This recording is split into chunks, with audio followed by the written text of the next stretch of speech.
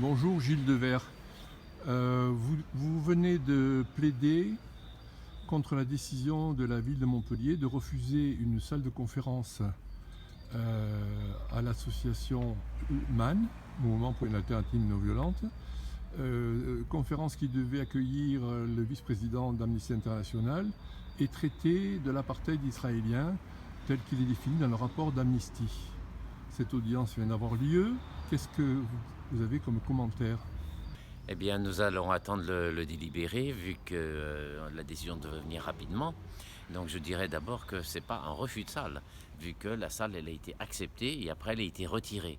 Et comme la mairie est une grande personne, on se pose toujours la question de dire pourquoi vous nous donnez une salle que vous la retirez ensuite. Vous voyez tous les problèmes que ça pose, vu qu'on est à quelques jours de l'organisation. Donc, il y a un critère d'urgence à statuer, d'incohérence de la part de la mairie.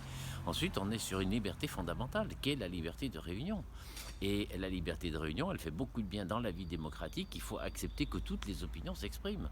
Or, ce qu'on constate, c'est que ce qui a fait le blocage et ce qui nous a retenus dans les débats, c'est que le MAN est une association très connue en France et à Montpellier en particulier. Elle a demandé l'organisation, elle a pris son assurance, c'est elle qui a versé, c'est elle qui organise tout, et elle met à côté le logo de BDS comme une campagne. Comme sur notre campagne, une association mettrait la souffrance animale ou la collection des timbres ou le souvenir des morts de la guerre, ce qu'elle veut, un thème, voilà.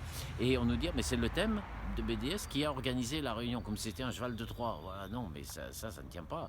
Donc le seul qui est engagé, c'est le MAN, et on ne peut pas rentrer dans un ostracisme. À partir du moment où une organisation à laquelle on ne reproche rien, le MAN, fait état de certaines de ses opinions, qui est donc une adhésion, une mise en mouvement de sympathie avec BDS, pour dire que compte tenu de cette opinion, l'association devient persona non grata et elle n'a plus de salle à Montpellier. Voilà, donc ça, on ne l'accepte pas.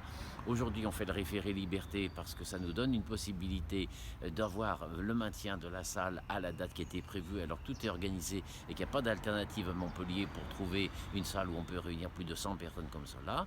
Et puis ensuite se posera la question de poursuivre ce débat en dehors des conditions d'urgence que l'on a eues au fond, parce qu'il y a besoin de ramener du calme.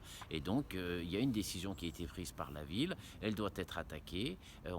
Et sur le fond, parce que c'est insupportable pour les organisateurs, qui sont des militants, qui sont sur des causes désintéressées, qui s'intéressent à la Palestine, qui pose des problèmes de droits souverains, de droits fondamentaux depuis un siècle. C'est insupportable que ces gens ne puissent pas savoir s'ils peuvent organiser une réunion publique à Montpellier. Donc, on peut déjà annoncer qu'il y aura nécessairement une suite, parce qu'il y a besoin, selon l'expression, de faire la jurisprudence et que les militants pro-palestiniens à BDS puissent bénéficier, comme dans toutes les villes du monde, de salles mises au point par la municipalité.